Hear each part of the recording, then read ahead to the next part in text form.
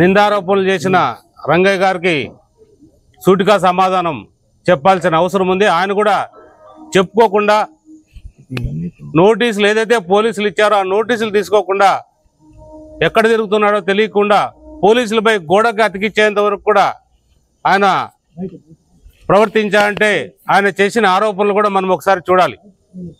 ఏదైతే వాల్మీకి బోయ ఆనంద్ ఉన్నాడో మా అందరికి కూడా బాధాకరమైన విషయమే అతను చనిపోవడం. అందరం కూడా బాధపడ్డాం. ఆయన కుటుంబాన్ని మనం అందరూ చూసుకోవాల్సిన బాధ్యత మన అందరి పైన కూడా ఉంది. అది వదిలేసి అగ్రవర్గాల వారు ఈ విధంగా అతన్ని చంపించారనే దాని మీద మాట్లాడడం చాలా బాధాకరం. ఎందుకంటే చంపించారంటే ఎవరు చంపించారని కూడా పోలీసు వాళ్ళు అడిగారు. నిన్ను ఒక నోటీస్ ఇచ్చారు, నీ దగ్గర ఏమైనా ఆధారాలు ఉంటే చూపించమని అడిగారు. నిజంగా నీ దగ్గర ఏమైనా ఆధారాలు ఉంటే చూపించాల్సిన బాధ్యత నీకుంది. ఎందుకంటే ఒక వ్యక్తిగా వైఎస్ఆర్సీపీకి సంబంధించిన వ్యక్తిగా నువ్వు బాధ్యత తీసుకున్నావు కాబట్టి ఆ బాధ్యత అంతా నీ పైన ఉంది. ఒక నోటీస్ కాదు, 2 నోటీసులు కూడా నీకు ఇచ్చారు. 2వ నోటీసులో నువ్వు ఏం సమాధానించావు? నాకు తెలియదు, అదేదో వాళ్ళు చెప్తే నేను చెప్పానని చెప్తున్నావు. అంటే నీకు ఏం బాధ్యత ఉన్నట్టు? అంటే మా పైన నిందలు మోపి మా పైన బురదలు చల్లి ఇలా రకరకాలుగా ఏదో చేసే ప్రజల్లో నువ్వేదో గొప్పవాడవుతున్నావు అనుకుంటున్నావు.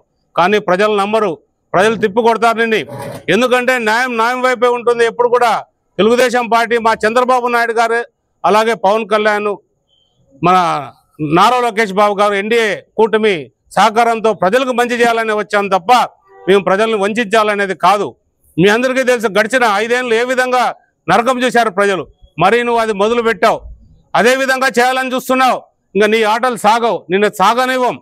ఎందుకంటే మేము ఎప్పుడు కూడా ప్రజల పక్షాన నిలబడే వ్యక్తులం కాబట్టి రంగయ్య గారు ఒకటే చెప్తున్నా, ఏకవచనంతో నన్ను మాట్లాడావు, నేను సహించాను. ఇంకా ఏమైనా తప్పులుంటే కూడా నీతో ఏమైనా ఉంటే, నా పైన ఏదైనా ఆరోపణలు ఉంటే నిజంగా రుజువు చేయి. ఇంకా కొన్ని ఉన్నాయి, ఇప్పుడు చెప్పాల్సిన సందర్భం త్వరలో నీకు వస్తుంది, నాకే వస్తుంది. ఖచ్చితంగా అన్ని విషయాలు కూడా చెప్తాం. ఇలాంటి చౌకబార ఆరోపణలు చేసి నువ్వేదో లబ్ధి పొందాలా, నువ్వేదో ఉనికి చాటుకోవాలని ప్రయత్నాలు చేస్తే మాత్రం నీకు తీవ్రంగా ఉంటుంది. నువ్వు ఏదైతే నీకు నోటీసులు సర్వ్ చేశారో ఆ నోటీసులు సర్వ్ చేసిన దానికి ఫస్ట్ సమాధానం చెప్పి తర్వాత ప్రజలకి, తర్వాత అందరికీ చెప్పాల్సిన బాధ్యత మీ అందరిపైన ఉంటుంది.